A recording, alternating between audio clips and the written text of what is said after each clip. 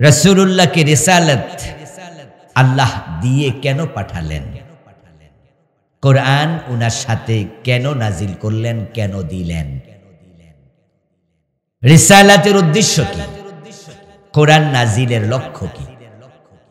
প্রিয় নবীজিকে বিল হুদা ওয়া দীনিল হক, কোরআন এবং সত্য ধর্ম ইসলাম, এটা দিয়ে আল্লাহ কেন পাঠালেন সেটাই তিনি বলেছেন।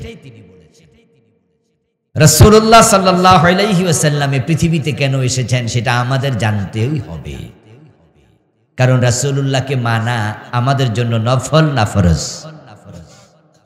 ফরজে কিফায়া না ফরজে আইন? প্রিয় নবীকে অনুসরণ করা আবশ্যক, ম্যান্ডেটরি, এটা ফরজ। তো উনাকে মানা যেহেতু ফরজ, মানতে হলে জানতেই হবে, জানাও ফরজ। মুকদ্দামাতুল ফরদি ফরজুন, মুকদ্দামাতুল হারামি হারাম। যাহা মানা ফরজ তাহা জানাও ফরজ। ইসলামের প্রথম নির্দেশটাই ছিল ইকরা। ইকরা মানে পড়ো। জানার সাথে পড়ার সম্পর্ক নিবিড়, ওতপ্রোত। যদি কেউ জানতে চায় তাকে পড়তে হবে। এজন্য আল্লাহ তাআলা এক নম্বরেই বলেছেন ইকরা। তো প্রিয় নবীজিকে মানতে হলে জানতে হবে, আর মানতেই হবে। সুতরাং রাসূল কেন এসেছেন, উদ্দেশ্য কি, সেটাও জানতে হবে। কারণ রাসূলুল্লাহর জীবনের লক্ষ্য যেটা, উম্মতের জীবনের লক্ষ্য হবে হুবহু সেটা। প্রিয় নবী সাল্লাল্লাহু আলাইহি ওয়াসাল্লাম হলেন আমাদের আইডল, আইকন, উসওয়া, কুদওয়া, নামুজাজ। তিনি আমাদের জন্য একমাত্র আদর্শ। তিনি হলেন আমাদের জীবন চলার ফরমা। উনার মতো করে জীবন সাজাতে হবে। লাইফস্টাইল, বিহেভিয়ার, আমাদের কর্মতৎপরতা, চলন বলন কথন, শয়ন জাগরণ, ভাবনা চিন্তা, এভরি মোমেন্ট, এভরি হয়ার, একবারে জীবনের বটম টু টপ, পাকঘর থেকে সংসদ ভবন, চুল কাটা থেকে রাষ্ট্র পরিচালনা, আপনি থাকবেন যেখানে, প্রিয় নবীজিকে অনুসরণ করতেই হবে সেখানে। এটা আমাদের জন্য আবশ্যক। তাই উনার লাইফস্টাইল আমাদের লাইফস্টাইল হবে। আমরা উম্মত তো সেটাই করি। আমরা ঘুমাতে গেলেও ভাবি আমার রাসূল কিভাবে ঘুমিয়েছেন। আমরা খাইতে গেলে ভাবি তিনি কোন হাতে খেয়েছেন, তিনি কি খেয়েছেন। আমরা টয়লেটে ঢুকতেও ভাবি প্রিয় নবী কোন পা দিয়ে ঢুকেছেন, কোন দোয়াটা পড়েছেন। সেই আমরা রাষ্ট্র চালাচ্ছি 53 বছর, তখন মোটেও ভাবছি না রাসূল কিভাবে রাষ্ট্র চালালেন। আমাদের বিশাল অর্থনৈতিক জীবন, যা আমাদের জীবনে 24 ঘন্টার সাথে জড়িত, মানুষের মৌলিক চাহিদার সাথে জড়িত। অন্ন, বস্ত্র, বাসস্থান, শিক্ষা, চিকিৎসা, বিনোদন, সব জায়গায় অর্থের সরাসরি সম্পর্ক। সে হোল ইকোনমি লাইফ, টোটাল অর্থনৈতিক জীবন রাসূলুল্লাহর আদর্শের ধারে কাছে নাই। কেউ পুঁজিবাদ, কেউ সমাজতন্ত্রবাদ।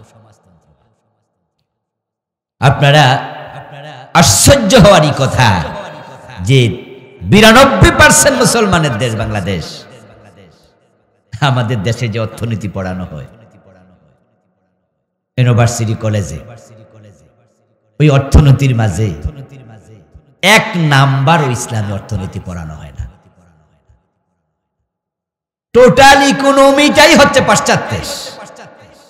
অথচ আমরাই বলছি আমরা মুহাম্মাদের উম্মত, আমরা মুসলিম। তো নবী মুহাম্মদ সাল্লাল্লাহু আলাইহি ওয়াসাল্লামের জীবনে কি অর্থনীতি ছিল না? উনি কি ব্যবসা করেন নাই? উনি কি চাকর বাকর লালন করেন নাই? উনি কি খাবার দাবার কিনেন নাই? উনি কি বাজারে বিক্রি করেন নাই? নবীজি মুহাম্মদ সাল্লাল্লাহু আলাইহি ওয়াসাল্লাম কি বাড়ি বানান নাই? সন্তানদের খাবার মুখে তুলে দেন নাই? উনি কি বস্ত্র কিনেন নাই? উনি কি শিক্ষা ব্যবস্থা ঢেলে সাজান নাই? তাহলে উনার জীবনের বিশাল একটি অংশ অর্থনীতি, সেটাতে মুসলমানদের রাসূলের অনুসরণের কোনো নামই নাই বাংলাদেশে। পুরাটা অর্থনীতি চলছে পুঁজিবাদের উপরে ডিপেন্ড করে। তো রাসূলকে অনুসরণ করা যদি ফরজ হয়, এখানে ওই ফরজের খবর কি? রাষ্ট্র যে শিক্ষা ব্যবস্থাটা চালাচ্ছে, ওই শিক্ষা ব্যবস্থাটা পুরাটাই হচ্ছে পাশ্চাত্য নির্ভর। আমরা আলেম ওলামারা নিজেদের অর্থায়নে, পীর সাহেব হুজুররা নিজেদের অর্থায়নে কিছু মাদ্রাসা বানাইছিল। আজকের যে আলিয়া মাদ্রাসা দেখেন, আজ থেকে 50 বছর পিছনে যান, ওই আলিয়া মাদ্রাসাগুলো সরকার বেতন দিত না, এগুলো এদেশের আলেমরাই বানাইছে। এখন আমরা ধাক্কাইতে ধাক্কাইতে তারা বেতন দিচ্ছে। আর কওমি মাদ্রাসাগুলো তো এখনো 1 টাকা সরকার দেয় না, নিজস্ব অর্থায়নে চলছে। এই যে ইসলামী শিক্ষা ব্যবস্থা বলেন, মক্তব বলেন, কওমি মাদ্রাসা, তারপরে আলিয়া মাদ্রাসার এখন বেতনের অংশটুকু আছে, কিন্তু পুরাটাই ছিল মানুষের নিজস্ব অর্থায়নে। সরকার প্রাইমারি স্কুল চালাচ্ছে, হাই স্কুল চালাচ্ছে, কলেজ চালাচ্ছে, ইউনিভার্সিটি চালাচ্ছে। এই ইউনিভার্সিটি, প্রাইমারি স্কুল, কলেজ সবগুলোতে যে শিক্ষা ব্যবস্থা, সে শিক্ষা ব্যবস্থা এমন সাবজেক্ট তারা পড়ায়, যেই সাবজেক্টে অনার্সের ফার্স্ট ইয়ার থেকে লাস্ট ইয়ার পর্যন্ত মাস্টার্স এবং পিএইচডি, এমফিল গবেষণা, এই সবটার মাঝে 1 নাম্বারও আল্লাহর কোরআন নাই, রাসূলের হাদিস নাই। এমন সাবজেক্ট আছে ডজন ডজন, যেখানে ইসলামের রশ্মিটা পর্যন্ত নাই। কারা পড়ছে? আমাদের মুসলিম সন্তানেরা। জাহাঙ্গীরনগর বিশ্ববিদ্যালয় নামে একটি ইউনিভার্সিটি আছে, যেখানে ইসলামের নামে একটা সাবজেক্টও নাই, ইসলামিক স্টাডিজ নাই, ইসলামী ইতিহাসটা পর্যন্ত নাই। অথচ জাহাঙ্গীরনগর বিশ্ববিদ্যালয় কাদের টাকায় চলে? 92% মুসলমানের ট্যাক্সের টাকায় চলছে। ইসলামের কিচ্ছু নাই। বুয়েট নামক যে বিশ্ববিদ্যালয়, সুয়েট, কুয়েট, রুয়েট, ইঞ্জিনিয়ারিং বিশ্ববিদ্যালয়, ইসলামের 1 নাম্বারও পড়ানো হয় না, 1 নাম্বারও নাই। কারা পড়ছে? আমাদের সন্তানরা। আল্লাহর কোরআনের মাঝে বুঝি বিজ্ঞান নাই? কোরআন কি বিজ্ঞান মুক্ত? অথচ কোরআন তো বিজ্ঞানের উৎস। আল্লাহ নিজে বলছেন, ইয়াসিন ওয়াল কুরআনিল হাকিম, আমি বিজ্ঞানময় কোরআনের কসম খাচ্ছি। এ কোরআন অ্যাস্ট্রোনমি আছে, কসমোলজি আছে, এখানে ফিজিক্যাল সায়েন্স আছে, এখানে ইকোনমি আছে, এখানে স্বরাষ্ট্রনীতি, পররাষ্ট্রনীতি সব আছে। কোনটা নাই? সকল এলমের উৎস কোরআন। তা আমাদের ইঞ্জিনিয়ার ছাত্রদেরকে কেন কোরআন থেকে সাবজেক্ট পড়ানো হবে না? সেখানে কোরআন থেকে বের করে কেন মেডিকেল সায়েন্সে কোরআন থেকে পড়ানো হবে না?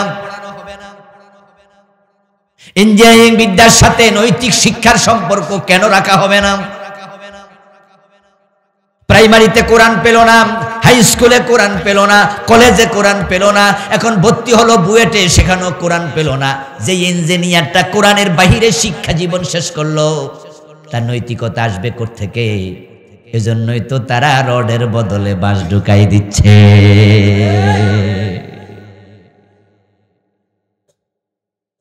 যে মেডিকেলে সামান্য কোরআনের সিলেবাসের অংশ রাখা হলো না, অথচ চিকিৎসা বিজ্ঞান জনক একজন মুসলিম ইবনে সিনা মুসলমানদের হাত ধরে চিকিৎসা বিজ্ঞানের উৎকর্ষতা এসেছে। তো প্রাইমারিতে ছেলেটা কোরআন পেল না, হাই স্কুলে পেল না, কলেজে পেল না, মেডিকেলে ভর্তি হলো, সেখানেও তাকে কোরআন থেকে নৈতিক শিক্ষা দেয়াই হলো না। এই ছেলেটা ডাক্তারি বিদ্যা শেষ করার পরে তার ভিতরে আল্লাহর ভয় যেহেতু নাই, এই লোকটা তো মহিলা ডাক্তার, মহিলা ডাক্তারের কাছে গেলে বাচ্চা প্রসব করার জন্য কনসিভ যখন করে, তখন আমরা দেখি 100 মহিলা হাসপাতালে গেলে 95 জনের পেট কাইটা সিজার কইরা বাচ্চা বের করা লাগবে, কারণ ওই ডাক্তারের ভিতর আল্লাহর ভয় নাই। তাই সে টাকা ছাড়া কিছু বোঝে না, বিনা প্রয়োজনেও মহিলার পেট কেটে দেয়, তার টাকা দরকার। রাসূলুল্লাহকে অনুসরণ করা যদি ফরজ হয়, তাহলে আমাদের লাইফস্টাইল রাসূলের মতো কেন হবে না? প্রিয় নবীর জীবনের লক্ষ্যের সাথে আমাদের জীবনের লক্ষ্য মিলেনি। আমরা আলেম ওলামারও অনেকে মিলাতে পারিনি। আমরা মনে করছি আমি মাদ্রাসার মুহাদ্দিস, প্রিন্সিপাল, খতিব, আমি মসজিদের ইমাম, এই তো আমার দায়িত্ব শেষ। আমি একজন পীর সাহেব, লাখ লাখ মুরিদ আছে, জিকির আজকার নামাজ শিখাচ্ছি, দ্যাটস এনাফ। যার কারণে এই দেশের সাধারণ মানুষগুলো ইসলাম বিমুখ হয়েছে। আল্লাহ তাআলা পবিত্র কুরআন মাজিদের 3টা সূরাতে প্রিয় নবীজির জীবনের লক্ষ্য কি সে প্রসঙ্গে কথা বলেছেন। সূরা সফ আয়াত নাম্বার 9, সূরাতুল ফাত আয়াত নাম্বার 28, সূরাতুত তাওবা আয়াত নাম্বার 33।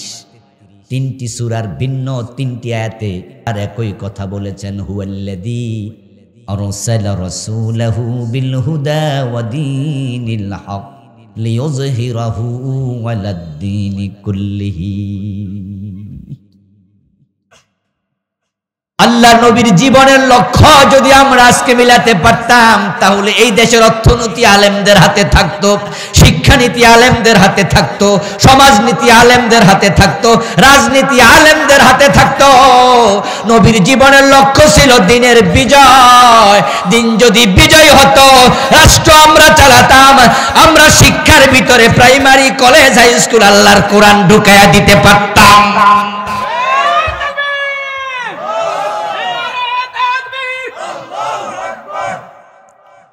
আমার বন্ধু, আমাদের বুয়েটে, আমাদের মেডিকেল গুলোতে আমরা কোরআন সিলেবাসে ঢোকাতে পারতাম। পৃথিবীর অন্যান্য মুসলিম দেশে যান, খবর নেন, তাদের দেশের সিলেবাসে কোরআন শিক্ষা আবশ্যক। মিশর বলেন, সৌদি আরব বলেন, দুবাই বলেন, কাতার বলেন।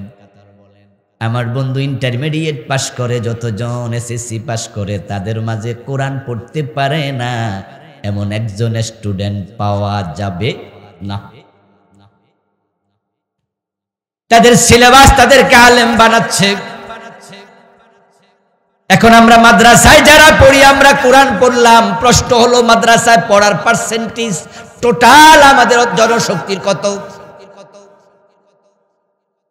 টোটাল জনশক্তির কত পার্সেন্ট মাদ্রাসায় পড়ছে? আমার তো মন বলে 30%-এর বেশি নয়। তাও সেটা হবে কিনা সন্দিহান। 100 জনের মাঝে 30% যদি মাদ্রাসায় পড়ে, বাকি 70% তো মাদ্রাসায় পড়ে নাই।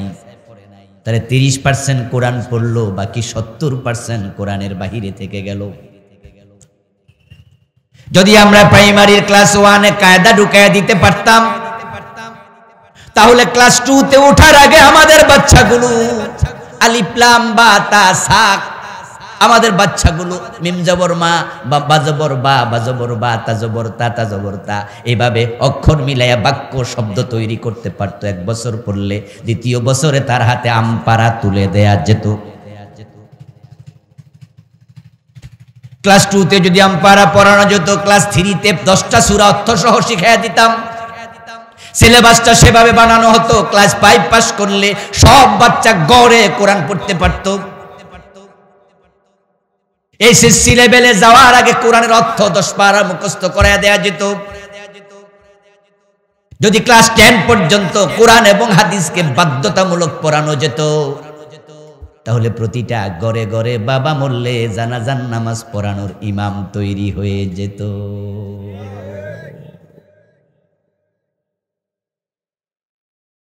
যদি রাষ্ট্রটা আমরা চালাতাম, তাহলে আমরা পুঁজিবাদী অর্থনীতির জায়গায় ইসলামী অর্থনীতি ঢুকাইয়া দিতাম। ব্যবসা এবং যাকাত এগুলা হতো অর্থনীতির মূল ভিত্তি।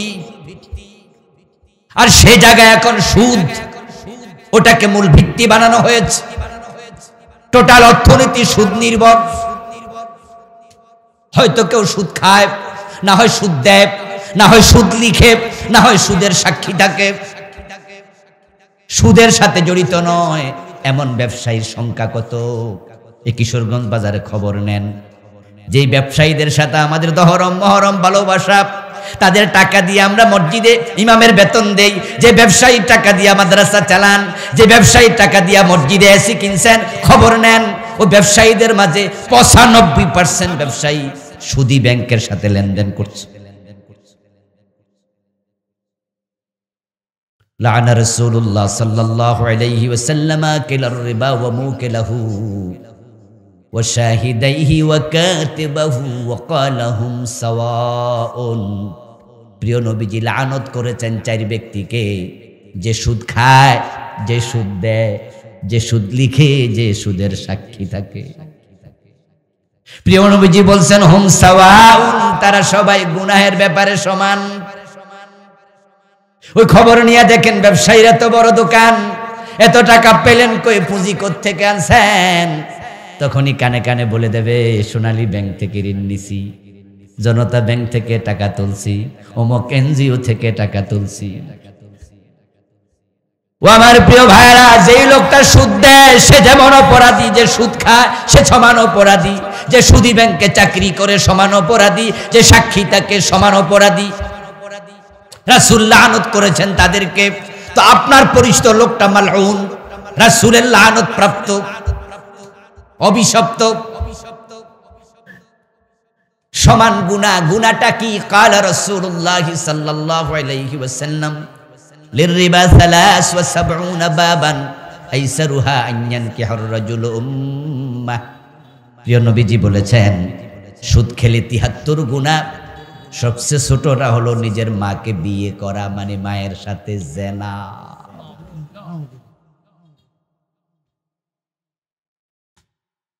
وقال النبي صلى الله عليه وسلم من أكل درهم ربا وهو يعلم أنه أشد من 36 زينة। নবীজি সাল্লাল্লাহু আলাইহি ওয়াসাল্লাম বলেন, যে ব্যক্তি জেনে শুনে 1 টাকা সুদ খায় তার আমলনামায় 36 বার, কমপক্ষে 36 বার জিনার গুনাহ লিখে দেয়া হয়। এই সুদ ভিত্তিক অর্থনীতি চলছে, চেঞ্জ নেই। 53 বছর সুদের সাথে সবাই জড়িয়ে আছে কম বেশি। কত পার্সেন্ট মুক্ত? আমরা পারিনি সুদ মুক্ত বাংলাদেশ গড়তে। আপনার চোখের সামনে এই মানুষগুলো মায়ের সাথে জেনাকারী। ওই যে আপনার মাদ্রাসা, আপনার মসজিদের পাশে সোনালী ব্যাংক, জনতা ব্যাংক, রূপালী ব্যাংক, যখন আপনার মসজিদে জোহরের আজান হয়, ওই জনতা ব্যাংক সোনালী ব্যাংক থেকে নেমে এসে তারাই মসজিদে প্রথম কাতারে দাঁড়াইছে, আল্লাহু আকবার, ইয়াকা না'বুদু, আল্লাহ তোমার গোলাম, অথচ মাত্র সুদ লেখা আইছে। ওই যে দোকানদার আপনার পিছনে নামাজে দাঁড়াইছে, যার পকেটের টাকা মসজিদে এসি কিনে লাগাই আপনি নামাজ পড়তেছেন আর তার জন্য দোয়া করছেন, আল্লাহ তিনি এসি দিয়েছে, আল্লাহ মসজিদে 5000 টাকা মাসে বেতন দেয়, তাকে জান্নাতুল ফেরদাউসটা দিয়ে দিও। ওই লোকটাই সুদে টাকা আনছে অথবা নিজে সুদ খায়। এই লোকটাকে জাহান্নাম থেকে বাঁচানোর জন্য আপনার ভূমিকাটা কি?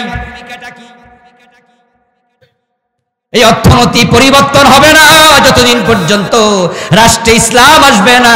কারণ ইসলাম যদি আমাদের হাতে আসতো, ক্ষমতা আসতো, আমরা সুদ বন্ধ করে সেখানে যাকাত ভিত্তিক অর্থ ব্যবস্থা, ব্যবসা ভিত্তিক অর্থ ব্যবস্থা ঢুকাইয়া দিতাম।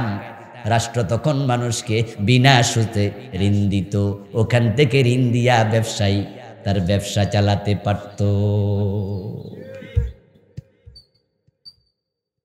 কোন চিন্তাই তো নাই। চেঞ্জ শিক্ষানীতি চলছে আপনার চোখের সামনে। এই যে ডাক্তার, এই যে ইঞ্জিনিয়ার, এই যে অফিসার, আপনার সন্তান, আমার সন্তান, আমাদের আত্মীয়, সে টাকনুর নিচে কাপড় পরছে সারাদিন, বুঝেই না টাকনুর নিচে কাপড় পরা হারাম। সকালে একবার দাড়ি কামায়, রাতে আবার চান্স পাইলে আরেকবার কামায়। সে জানে না এটা কবিরা গুনাহ, কাজ সিলেবাসে নাই। সে মানুষের পকেটের টাকা হায়নার মতো গিলে খায়। অফিসে ফাইল আটকায়া রাখে, ঘোষ না দিলে সিগনেচার করে না, সে বুঝে না ঘোষ খেলা হারাম, কারণ তার সিলেবাসে এগুলা নাই। আপনার ভূমিকা কি? কু আনফুসাকুম ওয়া আহলিকুম নারা, এই দায়িত্ব আপনার নাই? আহাল বলতে শুধুমাত্র ছেলে সন্তানকে বোঝায়, প্রতিবেশীকে আহালের অংশ নয়। এই জাতির প্রতি আপনার দায়িত্ব নেই? কুনতুম খায়রা উম্মাতিন উখরিজাত লিন-নাস, আপনাকে মানুষের জন্য আল্লাহ বানাইছে। তা'মুরুনা বিল মা'রুফ ওয়া তানহাউনা আনিল মুনকার, এই দায়িত্ব কই আপনার আমার, কই সচেতনতা কোথায়? নবীজি মুহাম্মদ সাল্লাল্লাহু আলাইহি ওয়াসাল্লামকে অনুসরণ করা যেহেতু ফরজ, তাই জীবনের প্রতিটি স্তরে রাসূলুল্লাহর জীবনের সাথে আমাদের জীবন মিলাতে হবে। তিনি আমাদের একমাত্র আদর্শ, তাকে অনুসরণ না করলে জান্নাত মিলবে না। قال رسول الله صلى الله عليه وسلم كل امتي يدخلون الجنة إلا من أبى قيل من أبى يا رسول الله قال من أطاعني دخل الجنة ومن عصاني فقد أبى সহিহ বুখারীর riwayat। নবীজি সাল্লাল্লাহু আলাইহি ওয়াসাল্লাম বলছেন, আমার সব উম্মত জান্নাতে যাবে, তবে যে অস্বীকারী সে জান্নাত পাবে না।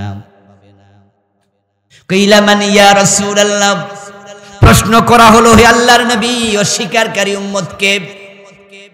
নবীজি মুহাম্মদ সাল্লাল্লাহু আলাইহি সাল্লাম জবাব দেন, মান আতানি দাখালাল জান্নাহ ওয়া মান আসানি ফাকাদ আবা, যে আমি নবীকে অনুসরণ করবে সেই জান্নাতে যাবে, যে আমাকে অনুসরণ করবে না সে অস্বীকারী, তার কপালে জান্নাত নেই। তো প্রিয় নবীজি মুহাম্মদ সাল্লাল্লাহু আলাইহি সাল্লাম 10 বছর মদিনা কোরআন দিয়া চালাইলেন, প্রেসিডেন্ট হয়ে, রাষ্ট্রপ্রধান হয়ে, রাষ্ট্র ক্ষমতার জন্য আল্লাহর কাছে তিনি দোয়া করলেন। আল্লাহ শিখাইছে, ওয়াকুর রাব্বি আদখিলনি মুদখালা সিদকিন ওয়া আখরিজনি মুখরাজা সিদক ওয়াজআলনি মিন লাদুনকা সুলতানান নাসিরা, ও আল্লাহ আমাকে রাষ্ট্র ক্ষমতা দাও, আমি তোমার কোরআন দিয়ে দেশ চালাতে চাই। আল্লাহ ক্ষমতাও দিলেন, দোয়াও শিখালেন। রাসূল 10 বছর কোরআন দিয়া হাদিস দিয়া দেশ চালাইলেন। সেখানে রাসূলের অনুসরণের ব্যাপারে আপনার ভূমিকা কি? আপনি কয়দিন দোয়া করছেন, কয়দিন রাষ্ট্র ক্ষমতা কোরআনকে নেয়ার জন্য চেষ্টা করছেন? 53 বছরের বাংলাদেশ কোরআন দিয়া একটা সেকেন্ড চলল না, সেজন্য আপনার কলিজার মাঝে কয়দিন কষ্ট অনুভব করেছেন? শুধুমাত্র দাড়িয়া টুপিতে সুন্নাহ পাইলেন, কোরআন দিয়ে দেশ চালানো রাসূলুল্লাহর জীবনের এত বড় সুন্নাহ, 10 বছর লাগাতার, ওই সুন্নাহ বুঝি পান নাই আপনি? ওটা বুঝি সুন্নাহ নয়?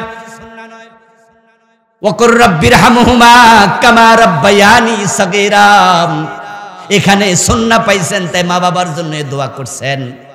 ওয়াজআলনি মিন লাদুনকা সুলতানান নাসিরা, এখানে দোয়ার সুন্নাহ বুঝি পান নাই? নবীজি মুহাম্মদ সাল্লাল্লাহু আলাইহি ওয়াসাল্লামকে অনুসরণ করবেন, অনুসরণ, তাহলে জান্নাত মিলে যাবে। আমার রাসূল বলে গেছেন, মান আহাব্বা সুন্নতি ফাকাদ আহাব্বানি ওয়া মান আহাব্বানি কানা মাই ফিল জান্নাহ, যে আমি নবীর সুন্নাহকে লালন করে অনুসরণ করে সে আমি নবীকে ভালোবাসে, আর যে আমি নবীকে সুন্নাহ পালন করার মাধ্যমে ভালোবাসা দেখাবে, কানা মাই ফিল জান্নাহ, সে জান্নাতে আমার সাথেই যাবে। মনে মনে ভাবছেন, হুজুর নামাজ রোজা হজ যাকাত করি, টুপি দাড়ি পাঞ্জাবি আছে, তো সুন্নাহ তো মানি। আমি বলবো, হ্যাঁ দোস্ত, আপনি যদি সুন্নাহ মানেন তাহলে আপনার জন্যই তো সুসংবাদ, রাসূলুল্লাহ আপনাকে সাথে নিয়ে যাবেন। কিন্তু এই সুন্নাহটা যেন সুবিধাবাদী হইয়া, নফসের গোলাম হইয়া না মানেন, এটা খেয়াল রাখেন। যদি সুন্নাহ মানার ক্ষেত্রে আপনি নফসের গোলাম হন, তাহলে আল্লাহর গোলামি আর থাকে না। রাসূলুল্লাহর সুন্নাহ যখন মানবেন, আপনি আল্লাহর গোলাম হন। আল্লাহর গোলাম হইয়া যে মানে, সে ভালো লাগলো মানে, কষ্ট লাগলো মানে, সুন্নাহ মানলে বৃষ্টি খাওয়াইলো মানে, সুন্নাহ মানলে পাথর মারলো, সুন্নাহ মানে মিষ্টি খাওয়াইলো, সুন্নাহ ছাড়ে না, পাথর মারলো, সুন্নাহ ছাড়বে না। কিন্তু নফসের গোলাম হইলে কি হবে? সালাম দিলে সুন্নাহ মানবেন, পাথর মারলে পলাই যাবেন। আমাদের দেশের লোকেরা অধিকাংশ তারা নফসের গোলাম হইয়া সুন্নাহ মানতেছে। অধিকাংশ লোক। আত্মসমালোচনা করুন, সেখানে আপনি আছেন কিনা, আমি আছি কিনা। আমার নিজের চোখে তো দেখি সমাজে, এই জসকোট কিশোরগঞ্জে জোহরের আজান যখন হয় তখন জজদের মাঝে 5 ওয়াক্ত নামাজি আছে এমন 2-4 জন জজ নাই? কথা বলে না কেন ভাই? যখন জোহরের আজান হয় তখন 5 ওয়াক্ত নামাজ পড়ে এমন 2-1 জন জজ আছে। জোহরের নামাজ পড়ার জন্য তিনিও মসজিদে গেলেন। মসজিদে যাওয়ার পরে তিনি যখন ঢোকেন, ডান পা দিয়ে ঢোকেন, বের হন বাম পা দিয়ে, আল্লাহু আকবার, নামাজ শুরু, সালাম ফিরিয়ে নামাজ শেষ। রাসূলকে তিনি ফলো করছেন কদমে কদমে, পদে পদে। কিন্তু এই লোকটাই যখন জজ কোর্টে সকাল 10টায় চেয়ারে বইছে, দুপুর 1টা পর্যন্ত চেয়ারে বইয়া কত মামলার রায় দিছে, সেখানে রাসূলের সুন্নাহ মেনে কয়টা রায় দিছে? হ্যাঁও কয় না, নাও কয় না। এই লোকটা মসজিদে ছিল 30 মিনিট বা 20 মিনিট। জোহরের টাইমে 30 মিনিটের বেশি তো আর থাকে নাই নাকি? এই যে মসজিদে ঢুকছে, ঢোকার সময় সুন্নাহ মানা শুরু, ডাইন পা দিয়া ঢুকছে, বের হওয়ার সময় বাম পা দিছে, মাঝখানে সুন্নাহর বাহিরে কোনো কামই করে নাই।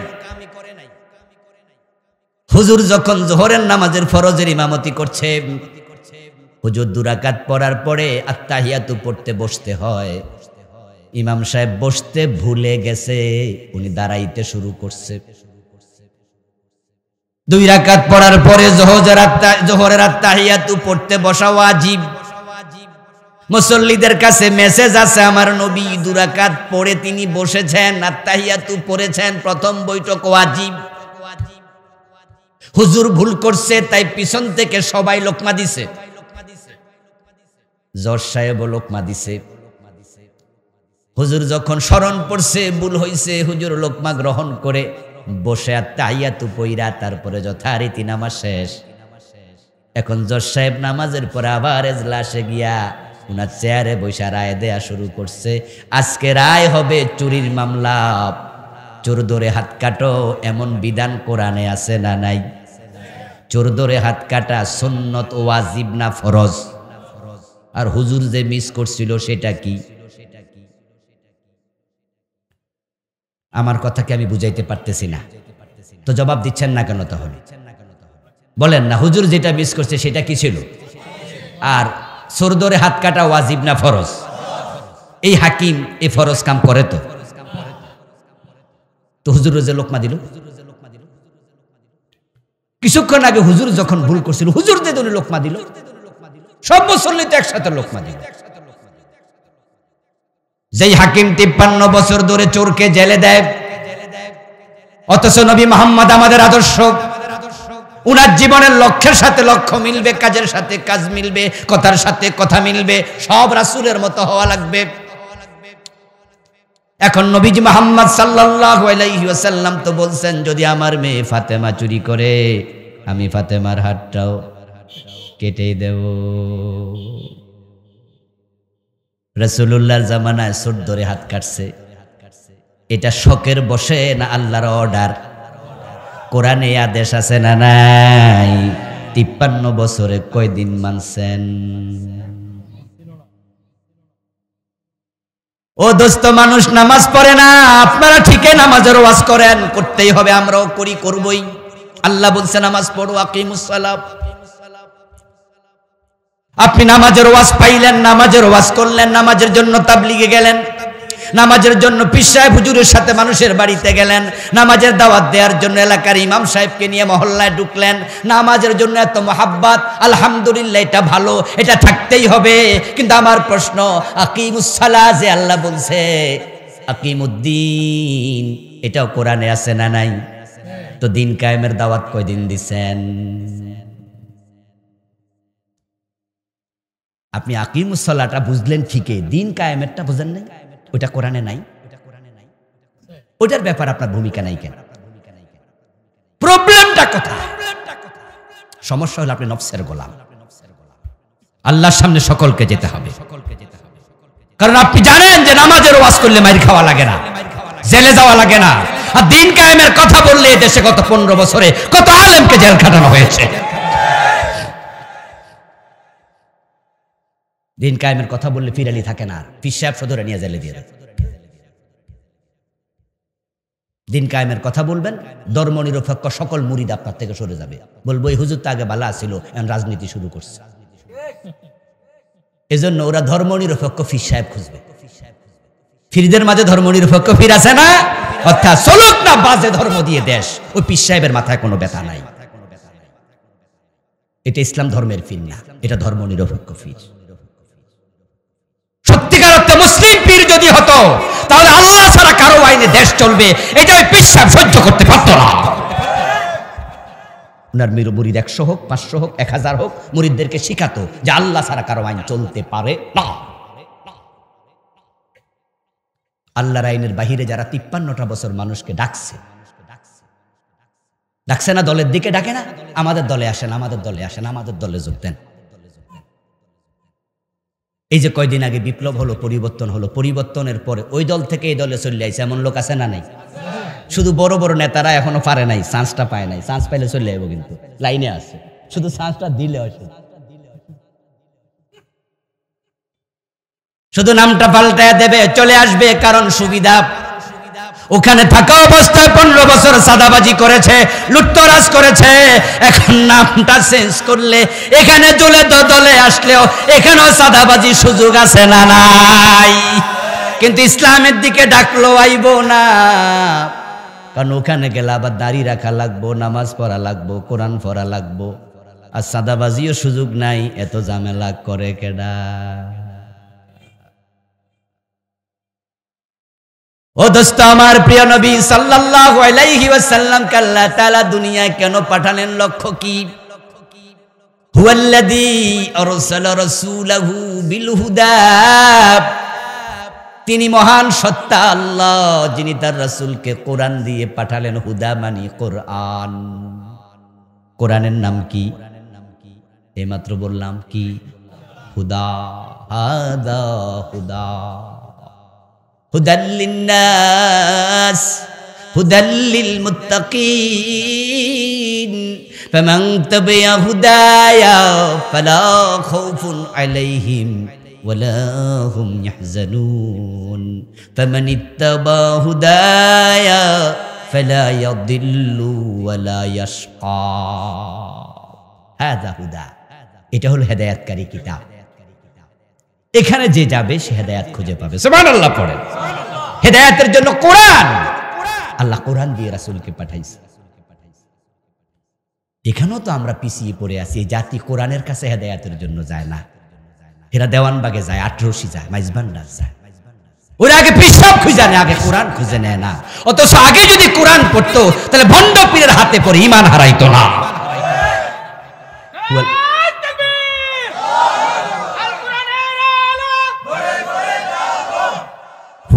হুয়াল ফারিকু বাইনাল হক ওয়াল বাতিল, ইন তাত্তাকুল্লাহ ইয়াজআল লাকুম ফুরকানা। ফুরকান তো পায় না মানুষ, আল্লাহ ভীতি তো অন্তরে নাই, আছে সুবিধার নীতি অন্তর। আমার প্রিয় ভাইয়েরা, কোরআন কাল্লা বললেন হুদা,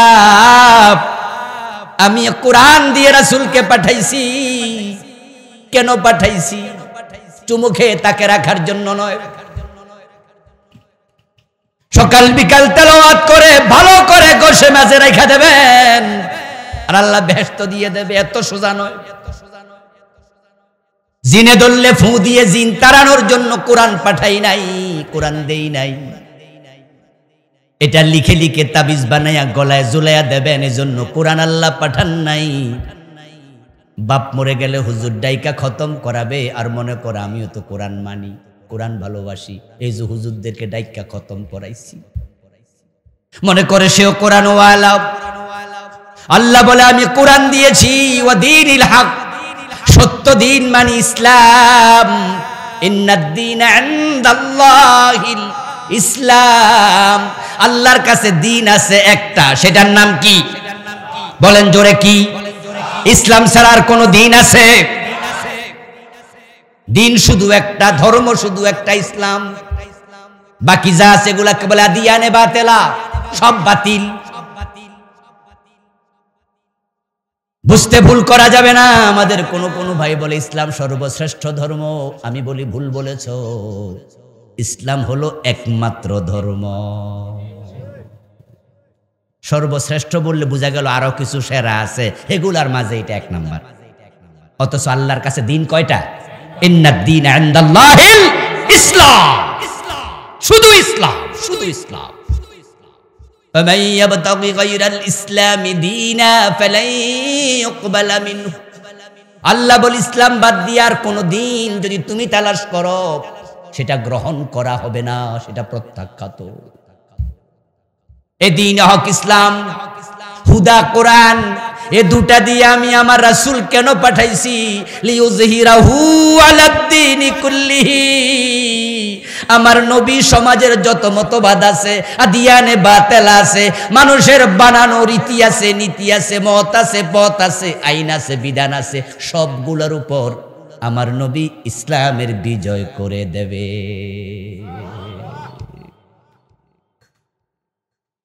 আমি আমার নবীকে কোরআন দিয়ে পাঠিয়েছি, কোরআনের বিজয় করে দেবে, ইসলামের।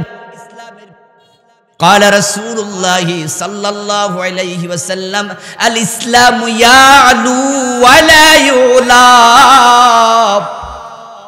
প্রিয় নবীজি বললেন ইসলাম বিজয়ী হতে এসেছে, ইসলাম পরাজিত হতে আসে নাই। এই কথাটা আমার নয়, প্রিয় নবীর হাদিস। রাসূলুল্লাহর হাদিসের প্রতি একটু শ্রদ্ধা দেখাইয়েন, ভালোবাসা দেখাইয়েন, অন্তরে আল্লাহ নূর তৈরি করে দেন। আল্লাহর কথা, রাসূলের কথা শুনলে ঈমানের জোশ বাড়তে হবে, এটা মুমিনের আলামত। ওয়াইদা তুলিয়াত আলাইহিম আয়াতুনা যাদাতহুম ঈমানা, হাদিস শুনবেন, কোরআন শুনবেন, একটু নড়াচড়া দিবেন না, আপনার ঈমানের জোশ নাই, মরে গেছে ঈমান। قال رسول الله صلى الله عليه وسلم الاسلام يعلو ولا يعلى, প্রিয় নবীজি বলেন ইসলাম বিজয়ী হতে এসেছে, পরাজিত হতে নয়। এবার আপনাদের কাছে আমি প্রশ্ন করি, 53 বছরের বাংলাদেশে ইসলাম বিজয়ী অবস্থায় আছে না পরাজিত? তো তোমার চোখে পানি আসে না কেন? তোমার ইসলাম পরাজিত। তোমার অন্তরে হাহাকার তৈরি কেন হয় না? তোমার চোখের সামনে তোমার ইসলাম পরাজিত। তোমার ইসলাম তো বিশ্ব শাসন করতে এসেছে। ফারুক আজম ওমর রাদিয়াল্লাহু তাআলা আনহু তো ইসলামের আলোকে অর্ধ পৃথিবী চালাইছে। অর্ধ পৃথিবী করেছো শাসন, ধুলার তখ্তে বসে, খেজুর পাতার প্রাসাদ তোমার বারে বারে গেছে খসে। ও প্রিয় ভাই, তোমার ইসলাম তো স্পেন শাসন করেছে, রোম শাসন করেছে, তোমার ইসলামী ভারতীয় উপমহাদেশ প্রায় 1000 বছর শাসন করছে। তো তোমার 53 বছর ইসলাম কেন পরাজিত? অথচ এই দেশটা তো ইসলামের নামে বিভক্ত হয়েছে। ইতিহাস কম বেশি যারা পড়েছেন জানেন, 47-এ যখন দেশ ভাগ হয় তখন মুসলমানের জন্যই তো পাকিস্তান আলাদা করা হয়েছে, হিন্দুদের জন্য হিন্দুস্তান, মুসলমানের জন্য পাকিস্তান। তো ইসলামের নামে যেই দেশ আলাদা হয় ও দেশে ইসলাম পরাজিত থাকবে কেন?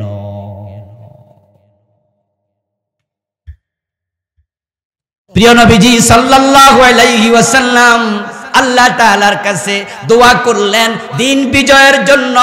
রাষ্ট্র ক্ষমতা দরকার। মক্কায় 13 বছর কাটালেন, কিন্তু দিন তিনি বিজয় করতে পারলেন না। বরং কেমনে দিন বিজয় করবেন? মক্কার সংসদ ভবনে আল্লাহর কোরআন নিয়ে ঢুকার কোনো পরিবেশই ছিল? সেই সংসদ আবু জেহেল ছিল প্রেসিডেন্ট, আবু সুফিয়ান প্রধানমন্ত্রী, আবু জেহেল সেখানে প্রেসিডেন্ট, আবু লাহাব সেখানে স্বরাষ্ট্রমন্ত্রী, উতবা পররাষ্ট্রমন্ত্রী, তারাই তো সংসদ চালায়। সেখানে বসে তারা সিদ্ধান্ত নিয়েছে লা তাসমাউ লিহাদাল কুরআন ওয়ালগাউ ফি লাআল্লাকুম তাগলিবুন। যেমন বাংলাদেশের সংসদে বইয়া বইয়া ইসলামের বিরুদ্ধে আইন বানাইছে, হুজুরদেরকে ঠেঙ্গাইছে, এই সংসদে বসে বসে তারা এত লম্পজম্প করেছে। 5 মে হুজুরদেরকে শাপলা চত্বরে গুলি করে, সংসদে আবার টিপ্পনি কাইটা কয় হুজুররা নাকি রং মেখে রাস্তায় শুয়েছিল। ভুলে গেছেন নাকি? আমার প্রিয় ভাইরা, সংসদে তারা সিদ্ধান্ত নিয়েছে ওয়াকালাল্লাযীনা কাফারু লা তাসমাউ লিহাদাল কুরআন, তোমরা কোরআন শুনতে যেও না, কোরআন শোনা যাবে না। গত 15 বছরেও কত মাহফিল আমাদের বন্ধ হয়েছে, ওই হুজুরের মাহফিল করতে দেয়া যাবে না। শোনেন নাই? শোনেন নাই? কত হুজুর ধরে ধরে জেলে দিছে। আল্লামা সাইদি রাহিমাহুল্লাহকে 13টা বছর জেলে দিছে, 13টা বছর। জুনায়েদ বাবুনগরী রাহিমাহুল্লাহর মতো বয়োজ্যেষ্ঠ আলেম, কত হাজার হাজার মুহাদ্দিসের উস্তাদ রিমান্ডের নামে 2টা হাঁটু তার অসল করে দিয়েছে পিটাই।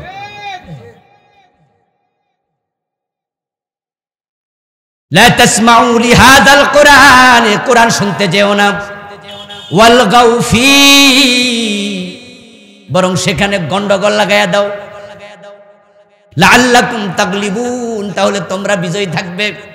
তাহলে কোরআন যদি পড়ে, কোরআন যদি বলে, কোরআন যদি শোনে, তোমরা পরাজিত হবে। ঠিক তারাও 15 বছরের জুজুর ভয় ছিল তাদের কলিজায়। আলেম ওলামারা মাথা উঁচু করে দাঁড়ালে তারা টিকতে পারবে না, তাই তারা আলেমদেরকে ঠেঙ্গানোর কাজে ব্যস্ত ছিল। কোন আলেমরে ছাড়ে নাই, হাজার হাজার আলেমরে জেলে ঢুকাইছে, কিন্তু টিকতে পারে না, পারে না। ইন্নাহু লা ইউফলিহুজ জালিমুন, আল্লাহর কথা হলো জালেম কখনো সফল হয় না।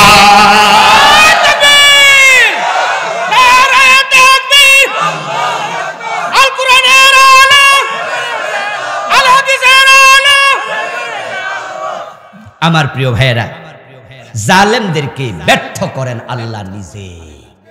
ইসলামের ইতিহাস তাই বলে। আপনি 5000 বছরের ইতিহাস পড়েন, আপনি দেখবেন যে কোন জালেম পৃথিবীতে সফল হতে পারে নাই। ইন্নাহু লা ইউফলিহুজ জালিমুন, জালেম সফল হয় না। এই যে নমরুদ ইব্রাহিম আলাইহিস সালামের উপর জুলুম করেছে, কোরআন নাজিল হলো যখন তার 2500 বছর আগে নমরুদ পৃথিবীতে জন্ম নিয়েছিল। কোরআন নাজিলের 2500 বছর মানে আজ থেকে 4000 বছর আগে নমরুদের জন্ম। সেই নমরুদরে লাঞ্ছিত হয়েছে, ওই আলোচনা কোরআন হাদিসে আছে না নাই? কোরআনে আছে, আলাম তারা ইলাল্লাযী হাজ্জা ইব্রাহিম ফি রাব্বিহি আন আতাহুল্লাহুল মুলক। এই নমরুদের কথা কোরআনে আছে। এই জালেম ইব্রাহিম আলাইহিস সালামের উপর কি জুলুমটা না করলো, এক পর্যায়ে জ্বালাইয়া পোড়াইয়া মারার জন্য ইব্রাহিমকে আগুনে পর্যন্ত নিক্ষেপ করেছে, কিন্তু শেষ পর্যন্ত নমরুদ সফল না ব্যর্থ? জুতার বাড়ি খাইয়া মরছে। ফেরাউনের আলোচনা তো কোরআনে যে কতবার আসছে নাম ধরে, সুবহানাল্লাহ, আল্লাহ কত বলেছেন বারবার। এবং ফেরাউনের লাশটা আজকের পৃথিবীর উপর এখনো আছে না নাই? আলিয়াউমা নুনাজ্জিকা বিবাদানিকা লিতাকুনা লিমান খালফাকা আয়া, এটা নিদর্শন বানায় আল্লাহ রাখছে। মিশরের কায়রোর জাদুঘরে আমিও গিয়েছি, ফেরাউনের লাশ দেখে আসছি নিজের চোখেই, এখনো শটান শুয়ে আছে জমিনে। লিতাকুনা লিমান খালফাকা আয়া, পরবর্তী প্রজন্মের জন্য তোকে আমি নিদর্শন বানাবো। 3100 বছর পানির মাঝে ভাসমান ছিল, বাহারে আহমারে, পানিতে গলে নাই, পচে নাই, তিমি হাঙ্গরে খায় নাই। আল্লাহ লাশ রেখে দিয়েছে পৃথিবীর মানুষ যেন দেখে শিখে যে সে ব্যর্থ হয়েছে, ব্যর্থ হয়েছে, ব্যর্থ। মূসাকে মারতে গেছিল, আল্লাহ পানির ডুবে ছেড়ে দিয়েছে। সে আল্লাহ এখনো আছে না নাই? আবু জাহেল রাসূলের উপর অত্যাচার করছে, মক্কায় থাকতে দেয় নাই, যুবকদেরকে বলেছে কেটে টুকরা টুকরা করে ফেলবে আজকের রাতে। হিজরতের রাতের ইতিহাস আমরা সবাই জানি। প্রিয় নবীজিকে আল্লাহ নিরাপদে নিয়েছেন মদিনায়, কিন্তু সে সেখানে গিয়ে আক্রমণ করছে। আল্লাহ বদরের দিন দুজন বাচ্চার হাতে লাঞ্ছিত করে জাহান্নামে পাঠাইয়া যায়। কোন জালেম সফল হয় না। 5 তারিখও দেখেছি, এই 15 বছর যারা আলেমদের উপর জুলুম করেছে এমন ভাবে পালাইছে, রান্না করা খাবার খেয়ে পালানোর সময় পায় নাই। আপনারা দেখেছেন ফেসবুকে, রানলো কেডা আর খাইলো কেডা। কাপড় নিয়েও পালাইতে পারে নাই, যেটা পরনে ছিল ওইটা লইয়া পালাইছে। পরে ফোলাফান যায় আলমারি খুইলা খুইলা কাপড় মানুষেরে দেখাইছে না, এমন কাপড় যেটি নামও নেওয়া যায় না। আমার প্রিয় ভাইয়েরা, জালেমরা কখনো সফল হয় না। নবীজি মুহাম্মদ সাল্লাল্লাহু আলাইহি ওয়াসাল্লামের বিরুদ্ধে আবু জেহেলরা বলল কোরআন শুনতে যেও না, কোরআন শোনা যাবে না। আল্লাহর নবী 13টা বছর মক্কায় কাটানোর পরে আল্লাহর ইশারায় হিজরত করে মদিনায় চলে গেলেন। যাওয়ার পথে প্রিয় নবীজি ভাবেন, যদি মদিনায় গিয়ে দেখি ওখানে সংসদে আরেক আবু জেহেল বসে আছে, তাহলে হিজরত করে লাভ কি? হিজরত করে লাভ কি? কারণ কোরআন বিজয়ের জন্য তো কোরআনকে জায়গা মতো নিতে হবে। বিজয়ী কোরআন তখনই হবে, ইসলাম বিজয়ী হতে এসেছে, পরাজিত নয়। কোরআন তখনই বিজয় হবে যখন আইনের জায়গায় কোরআনকে পৌঁছানো যাবে। আমরা যখন গোসল করতে ওয়াশরুমে ঢুকি, বালতির পানিতে মগ দিয়ে আমরা গোসল করি, তখন আপনি 1 মগ পানি যদি মাথাতে ঢেলে দেন তাহলে এটা কিন্তু ধাক্কাইয়া পায়ে নেওয়া লাগে না, ঢেলে দিচ্ছেন পায়ে নিজে নিজে চলে যাবে। আর যদি আপনি নিচের থেকে ধাক্কান তাহলে মাথা পর্যন্ত আনতে 4-5 বালতি লাগে। এই জন্য কোরআনের যে বিধান, দাওয়াতের যে নিয়ম, আপনি দেখুন ইসলামের ইতিহাস পিছন থেকে দাওয়াতটা আল্লাহ অধিকাংশ নবীকে শুরু করছে নেতা থেকে। নেতা ফেরাউন নেতা ছিল, নবী মূসাকে আল্লাহ বলেছে ইযহাব ইলা ফিরাউনা ইন্নাহু তাগা, ইযহাবা ইলা ফিরাউন, যাও দোনো ভাই যাও, ওয়াকুলা লাহু কাওলান লাইয়িনা। এই মূসা হারুন নবুয়ত দিয়েছি, প্রথম দাওয়াত ফেরাউনের বাড়িতে। সুবহানাল্লাহ পড়েন।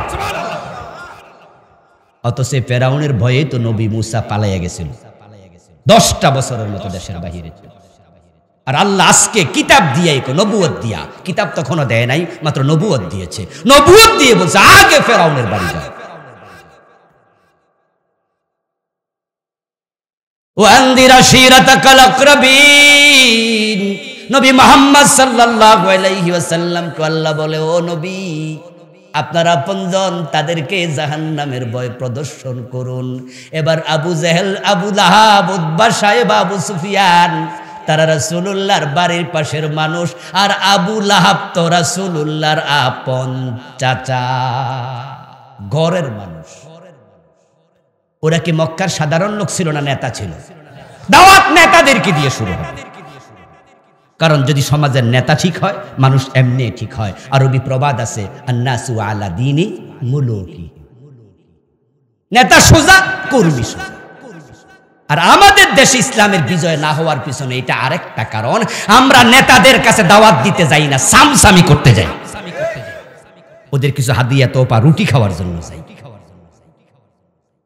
বরং আমরা দাওয়াতি কাজের জন্য খুঁজে নেই এমন লোক, যে লোকের কাছে গেলে দমক দিব না, তিরস্কার করবে না, করে না কো ঢুস ঢাস, মারে না কো ফুসফাস, খায় শুধু দুধ ভাত, নেই কোনো উৎপাত। এমন লোক খুঁজে আমরা দাওয়াত দিয়ে কই দায়িত্ব পালন হয়েছে। হ্যাঁ, তাদেরকেও দাওয়াত দিতে হবে। বেলালের কাছেও দাওয়াত দিয়েছেন রাসূল, আম্মারের কাছেও দিয়েছেন, সুহাইবের কাছে দিয়েছেন, দেবেন। কিন্তু আবু জেহেলের কাছে রাসূল বারবার গিয়েছেন, বারবার গিয়েছেন। আল্লাহর কাছে ওমরের হেদায়েতের জন্য আলাদা স্পেশাল মুনাজাত করেছে, দোয়াও করেছে। দ্বীনের বিজয় রাসূল করতে পারলেন না, রওনা দিলেন। আল্লাহ রাসূলের অন্তরের দিকে তাকায়া দেখে আমার নবীর অন্তরে দ্বীন বিজয়ের জন্য কত আগ্রহ। এবার আল্লাহ জিবরিলকে পাঠায়া দোয়া শিখায়, আপনি বলুন ওয়াজআললি মিল্লাদুনকা সুলতানান নাসিরা, ও আল্লাহ তুমি আমাকে রাষ্ট্র ক্ষমতা দাও, যে রাষ্ট্র ক্ষমতা দ্বীন বিজয়ের জন্য সাহায্যকারী হবে। সুলতানা, আমি রাষ্ট্র ক্ষমতা চাই। হযরত ওসমান রাদিয়াল্লাহু তাআলা আনহু বলেছেন, ইন্নাল্লাহা লা ইয়াযাউ বিস-সুলতান মা লা ইয়াযাউ বিল-কুরআন। ওসমান প্রেসিডেন্ট ছিলেন তো, ভালো করে বুঝছেন দেশ কেমনে চালানো লাগে, দেশে ক্ষমতা থাকলে সুবিধা কি। ওসমান বলছে, ইন্নাল্লাহা লা ইয়াযাউ বিস-সুলতান মা লা ইয়াযাউ বিল-কুরআন। কোরআন দিয়ে আল্লাহ যা দূর করেন না, কোরআন দ্বারা যা দূরীভূত হয় না, ক্ষমতা দিয়া আল্লাহ সেটাও দূর করে। রাষ্ট্র ক্ষমতা আল্লাহ আমার দেও। আপনারা একটু বলুন তো, বাংলাদেশে কোরআন আছে না নাই? আরে ভাই জোরে কর না একটু। সুদ আছে না নাই? তো কোরআন কি সুদ দূর করছে? বাংলাদেশে কোরআন আছে না নাই? সিনেমা হল আসেনি? কোরআন কি সিনেমা হল দূর করছে? কিন্তু ইসলামকে ক্ষমতায় কালকে নেন, আমরা আলেমদেরকে ক্ষমতা 151 জন সংসদে পাঠাইয়া দেন, সিনেমা হল আমরা একদিনে বন্ধ করে দেব, সুদী ব্যাংক একদিনে বন্ধ করে দেব। এই জন্য আল্লাহ রাসূলকে দোয়া শিখা, আল্লাহ রাষ্ট্র ক্ষমতা দেব। আর আমরা যদি রাষ্ট্র ক্ষমতার ওয়াজ করি, আপনারা মাঝখানে বইয়ে বইয়ে কোন হুজুররা রাজনীতি করা কি দরকার? এরকম লোক কথা বলার মতো আছে না নাই? হুজুর মানুষ ইমামতি করব, হুজুর মানুষের আইনসি ওয়াজ করতে, উনিও ওয়াজ করব নামাজ রোজা হজ যাকাত, উনি আবার রাষ্ট্র ক্ষমতা কি দরকার এসব? তা আপনার নবীকে আল্লাহ রাষ্ট্র ক্ষমতা দাও, তাহলে রাসূল যদি আজকে এখানে থাকতেন তিনি কি ওয়াজ করতেন না? ও মজা লাগে না? গরম বাতে বিড়াল বেজার, হুজুররা রাষ্ট্র ক্ষমতায় গেলে আপনাদের পাতে তরকারি চলে যাবে, ভাটা পড়বে আয়। আমার রাসূল রাষ্ট্র ক্ষমতা চাইলেন, মদিনায় পৌঁছার আগে দোয়া কবুল, সুবহানাল্লাহ পড়েন। রাস্তায় দোয়া করছে, এই আয়াত নাজিল হয়েছে রাস্তা যাওয়ার পথে, হিজরতের পথে রাস্তা। রাসূলকে আল্লাহ দোয়া শিখাইছে, আমার কাছে দোয়া করেন। রাসূলুল্লাহ দোয়া করলেন, মদিনায় পৌঁছতে দেরি, রাষ্ট্র ক্ষমতা হাতে আসতে দেরি নাই। আউস, খাজরাজ, বনু নজির, বনু কোরাইজা, বনু কাইনুকা, যত লোক ছিল মদিনা এলাকায় থাকতো, আল্লাহ সবার মনে রাসূলের প্রতি আকর্ষণ ঢুকাইয়া দিলেন। তলাল বদরু আলাইনা মিন সানিয়াতিল বিদা বলে সবাই গান গাইতে শুরু করলো। আনন্দে শিশু কিশোর বালক বালিকা আবাল বৃদ্ধ বনিতা সবাই নাচতে শুরু করলো। প্রিয় নবীকে কাঁধে তুলে মদিনার প্রেসিডেন্ট বানাইয়া দিলেন। 10 বছর তিনি প্রেসিডেন্ট ছিলেন। এবার চোর ধরে হাত কাটা শুরু, ইসলামের বিজয় হয়ে গেল।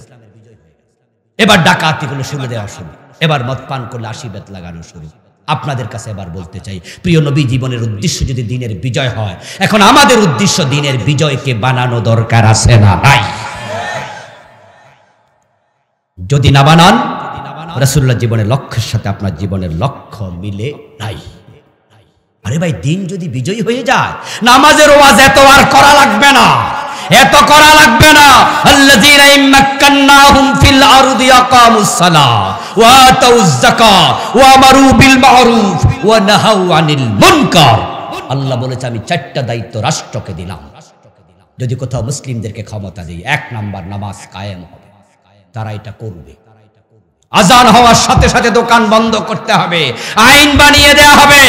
সকল দোকানদার, সকল ক্রেতা মসজিদে যাও, মসজিদে যাও, দোকান খোলা থাকবে, লাইসেন্স ক্যান্সেল করে দেয়া হবে। ইমাম শাফি, মালিক, আহমদ ইবনে হাম্বল, ইমাম আবু হানিফা রাহিমাহুমুল্লাহ, 4 ইমাম ঐক্যমত, কোন বালেগ নামাজ না পড়লে তাকে জেলে দিতে হবে। ইমাম শাফি রাহিমাহুল্লাহ বলেছেন, জেলে দেওয়ার আগে কিছু বেত্রাঘাত করতে হবে। তুমি নামাজ পড়বা না, তুমি কিসের মুসলমান? প্রিয় নবী বলছেন, যারা নামাজে আসে না, আমার মন চায় তাদের বাড়ি ঘরে আগুন লাগাইয়া দেয়। একটু ভাবুন তো, আমাদের এই কিশোরগঞ্জে যদি আজানের সাথে সাথে সকল দোকানদার দোকান বন্ধ করে দেয়, সব মানুষ মসজিদে যায়, তাহলে দেখবেন যে পঙ্গপালের মতো, মৌমাছির মতো ভোমরা যেমন তার চাকের দিকে দৌড়ায়, দেখবেন মুসলমান মসজিদে দৌড়াচ্ছে। এক এক মসজিদে 3 বার 5 বার জামাত হওয়া লাগবে, লোক জায়গা দেয়া যাবে না।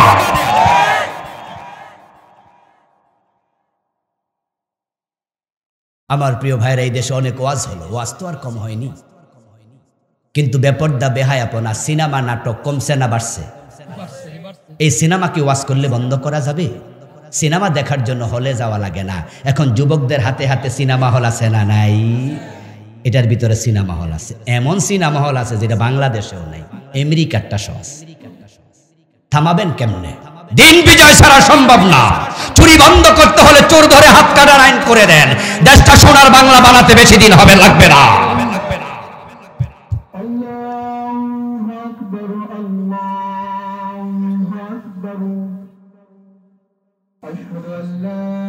إله إلا الله أشهد أن لا إله إلا الله أشهد أن محمدا رسول الله أشهد أن محمدا رسول الله حي على الصلاة حي على الصلاة حي على الفلاح حي على الفلاح الله أكبر الله أكبر لا إله إلا الله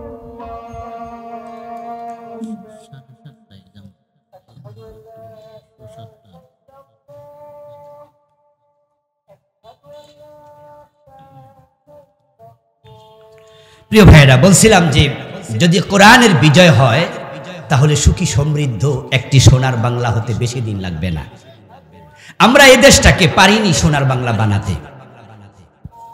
আপনি ইসলামের ইতিহাস, পৃথিবীর অন্য অন্য দেশের ইতিহাস সামনে রাখেন, আপনি ভূগোল পড়েন, দেখেন যে আমাদের মালয়েশিয়া আমাদের মাত্র 8 থেকে 10 বছর আগে স্বাধীন হলো।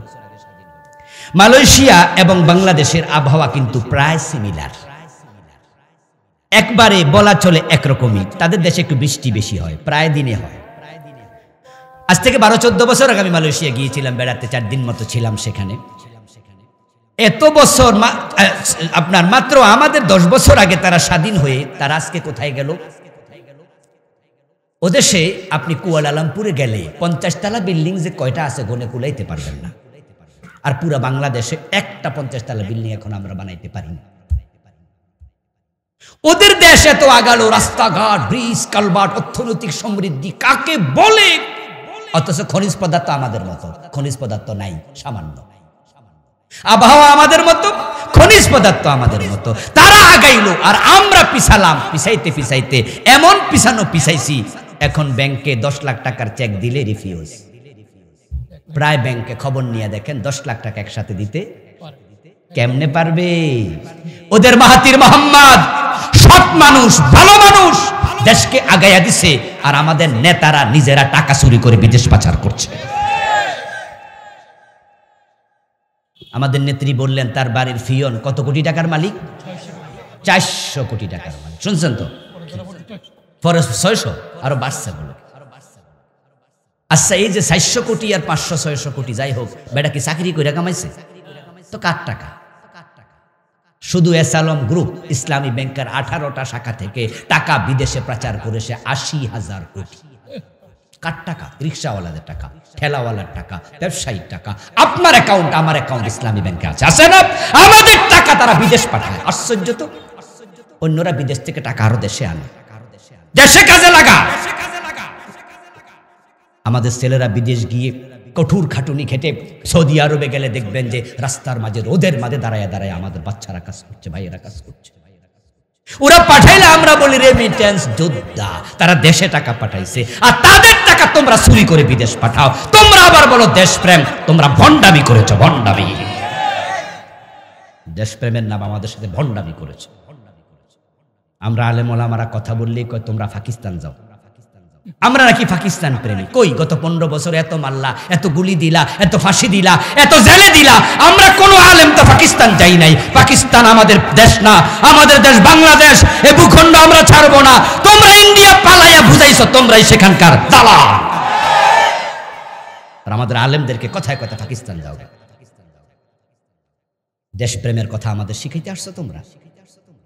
কোন আলেম বাংলাদেশে টাকা বিদেশ পাচার করছে? একজন আলেমের নাম বলে।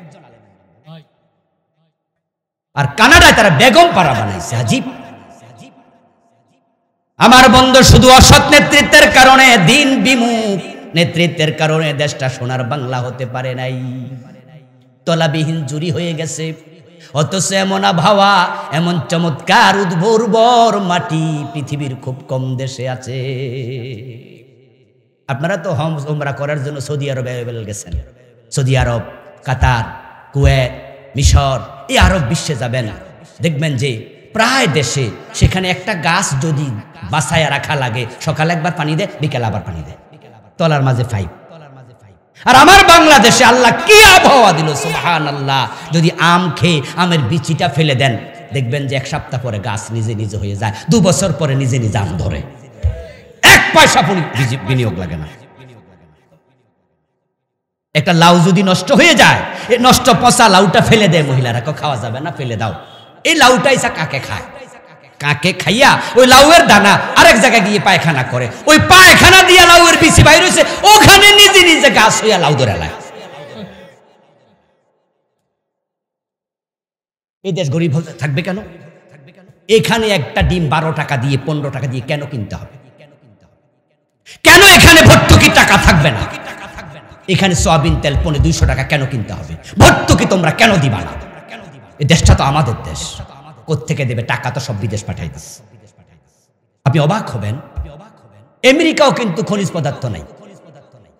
আমি অনেকবার 3বার মতো আমেরিকায় গিয়েছি। এই আগস্টে আমি 22 দিন ছিলাম আমেরিকায়। একবার আমি শীতকালে ছিলাম, 10 দিনের একটা সফর ছিল, নভেম্বর মাসে 2021 সম্ভব। শীতের প্রখরতায় আমার শীতের কারণে নাকের ভিতরে শ্লেষাতে রক্ত জমে গেল। আমি ভাইদেরকে বললাম যে এত শীত, ওরা বলল না না, শীত এখনো আসে নাই, শীত আসবে ডিসেম্বরে, যদি থাকেন টের পাবেন। আমি আল্লাহ যেন না পাওয়ায়। বলবো যে হুজুর 2.5 থেকে 3 ফুট উঁচু হবে বরফ। থুতু ফেলে আমরা ঘরে যাই, এসে দেখি থুতুটা বরফ হয়ে গেছে। ফ্রিজের ভিতরের থেকেও অনেক গুণ বেশি ঠান্ডা, -20, -30। আমি বললাম তখন আপনাদের কি অবস্থা? ফল ফলাদি খাবার দাবার? বলল হুজুর ফল ফলাদি দূরের কথা, কোনো গাছে পাতা থাকে না, পুরা দেশটাই অনেক অঞ্চল বরফের নিচে।